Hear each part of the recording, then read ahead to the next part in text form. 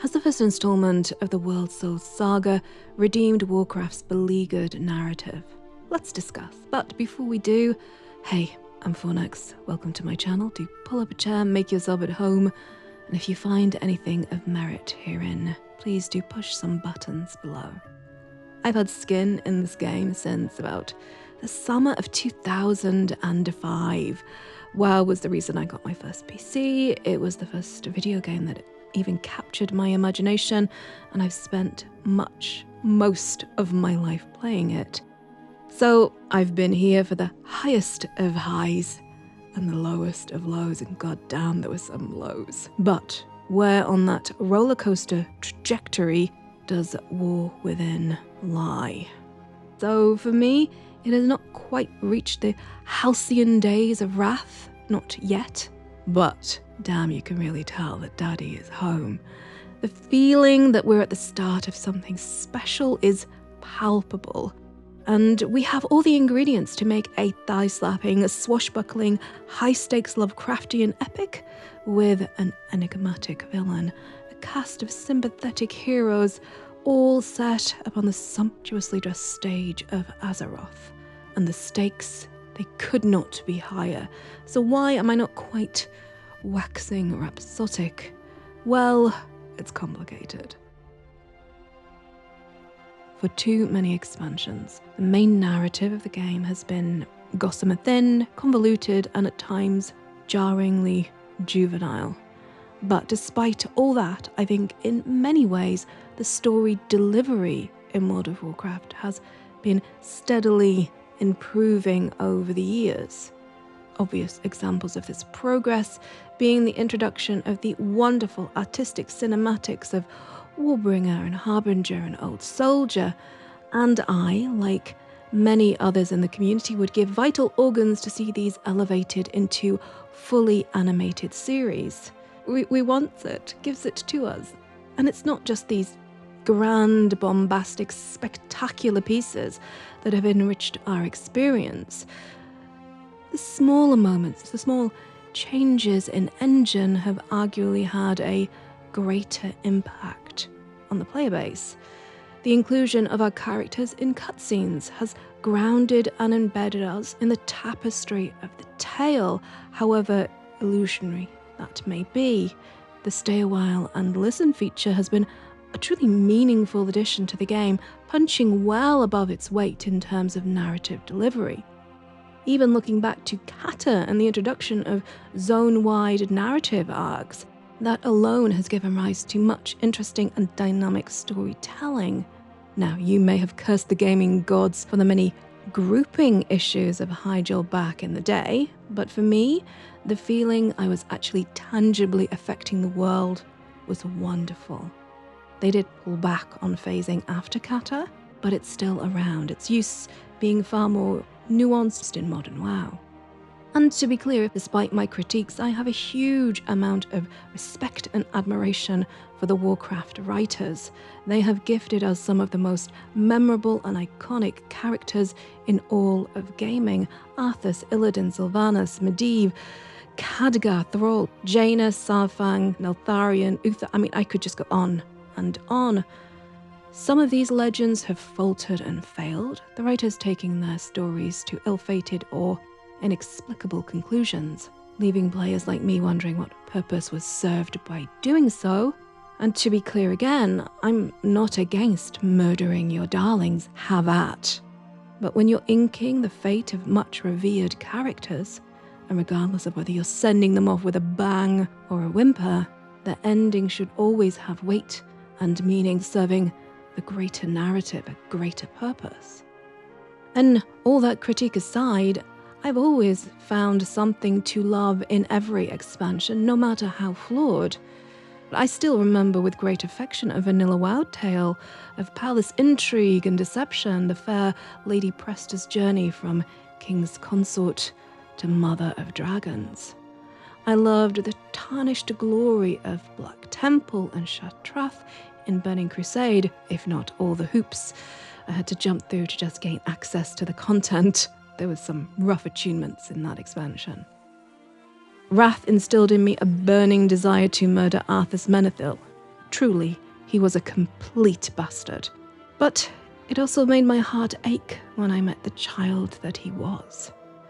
Wrath could have seen the noble end of Sylvanas too.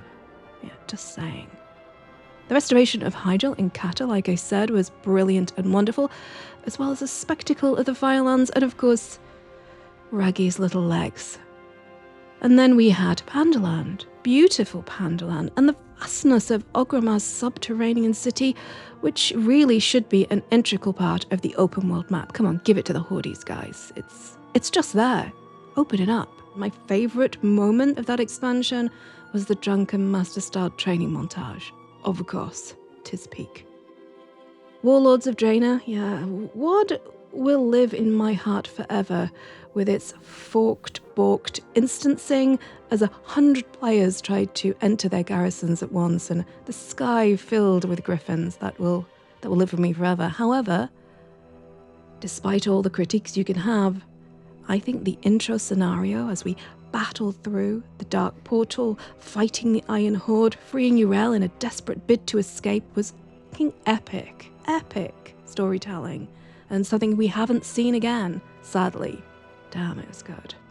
Legion, for me, is one of the best expansions. It's a Lorehound's wet dream. And of course, we got Suramar, and the Tomb of Sargeras, and Argus, and Antaurus, which all remain some of the most iconic locations in the Warcraft universe. And that's not to mention all the wonderful lore, epic characters that were introduced with those weapons. Oh my god, it was amazing. Battle for Azeroth systems were profoundly, deeply flawed. But I was moved by the story.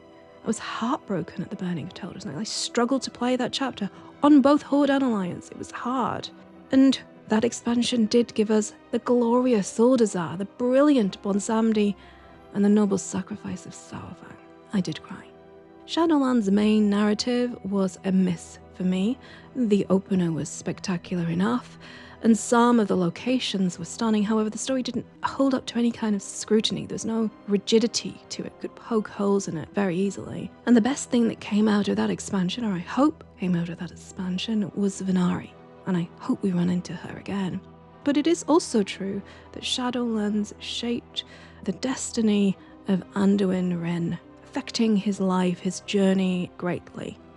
But honestly, I don't think I can ever forgive it for what it did to Arthas and his story, his final fate. As I said, the highest of highs and the lowest of lows. Which brings us to Dragonflight, an expansion which marked a new beginning for the game, a much needed and welcome one as well, a reset of expectations. There was much to love about Dragonflight, and I played it a lot, but the main narrative, it struggled. The average age of a WoW player is mid-30s, so to say that the story direction and delivery missed the mark is to understate it. It talked down to the player, and it was oddly juvenile at times. The main antagonist of the piece, despite the best efforts of their voice actor, was but one tone, and that tone was off-key and flat. I thought, too, and I hoped that we would see the end of the mustache-twirling villain with Sylvanas' exit stage left, but apparently they had one more up their collective sleeve. Let's hope they don't find another one, and let's talk about Xal'atath, shall we? She arrived in Legion, bound to the blade of the Black Empire, but has evolved into the big bad of the War Within, and perhaps even the entire World Soul saga. Time will tell, but odds on. I'm hoping perhaps she could be the equivalent of a Moriarty or a GLaDOS or an Emmet Selk for the franchise. In WoW terms, I'm hoping she will be as present and as hated as Arthas Menethil was in Wrath. And I mean that in a good way, sincerely. With Arthas, they had a change from the previous expansion. Unlike in the Burning Crusades incarnation of Illidan, who sat atop his harem of fair maidens, brooding and distant, Arthas in Wrath was in our face. He loomed over everything. He would appear often to mock, to gloat, and to generally fuck up our shit throughout the entirety of the expansion. By the end, I hated him. I wanted to gift him a grisly death. So for me, with as good as a job as the writers have done with Arthas, Xal'atath has a mountain to climb. And so far, unfortunately, she's missed the mark. And it's nothing to do with her character. She's quite literally missed the mark. Her target audience, the focus of her ire, is Illyria, not us, not the player. If you want me to hate her, she has to get in my way. She has to get in my head. She has to piss on my chips. And herein lies the main problem in WoW storytelling, which has been true since Wrath. We are not the main character. We are not even friends with the main characters. Jaina has never invited me over for dinner. I've never sat at a campfire with Thrall or Anduin and just shot the shit. We're a gopher. We have no agency, and we're just a nameless, voiceless murder hobo at this point. Unlike in another well-known Momobuga I could mention. Now, there is much to fault in the story delivery of Final Fantasy XIV, and the fact that Heavensward takes like 40 hours of mundane narrative to get to is a crime against humanity, but in that game, by every measure, you are the main character and you feel it. We even have a theme song, and when it plays, you feel fire. It's amazing. And I would point to Dawn Trail being a brilliant example of what happens when you take that away from your player base. It's rough. So, for all the great stories that we got in War Within, and there were many, both in the main campaign and the numerous side stories, with the Earthen Tales being some of the most bittersweet I've encountered in WoW, we're just not the hero, not the protagonist of these tales.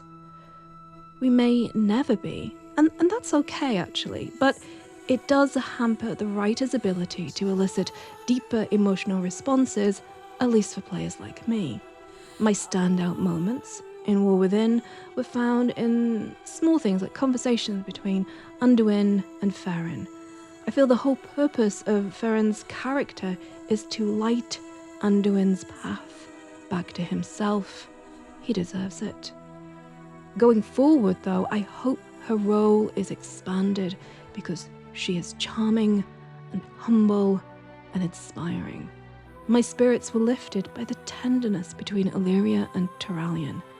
Fleeting though it was, you can see that they love one another deeply. It was wonderful to see, and I hope we get more of them together going forward. I also loved that Illyria mirrored Greymane in her final encounter with Xal'atath. That was some beautiful storytelling. And let's talk about Xal'atath, because she was creepy as hell, which was great. She felt dangerous and strange, which was also good. And I just hope that she turns her attention to the player character. I want close-up and personal interactions with her. I want to know her story. I want to know what drives her, because I want her to succeed as a big bad. I want her to be an antagonist for the ages. Make me hate her, Blizzard. Make me fear her. Make me secretly root for the Dark Lady 2.0. And I'm Demi, so you have your work cut out for you. All that said, there is a lot of death, destruction, despair, go immortals. And that's going on in the real world. So I welcomed the uplifting stories I found in War Within. Honestly, I've immersed myself in this expansion more than I've done in a very long time. I've completed every quest in every zone. I've done everything, and it's been an absolute pleasure. But, and this is kind of a sad but, that weird time gating at the end of the main campaign, oh wow, that stamped on my immersion. It shattered it. It soured what should have been kind of a glorious victory lap at the end into kind of a fragmented experience. And I was super sad about that. I hope they don't do that again.